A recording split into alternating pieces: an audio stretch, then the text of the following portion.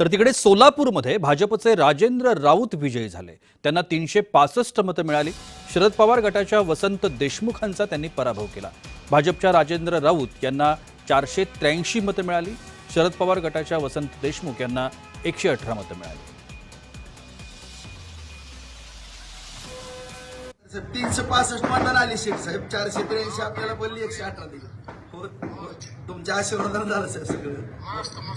पण फार मनावर घेतलं।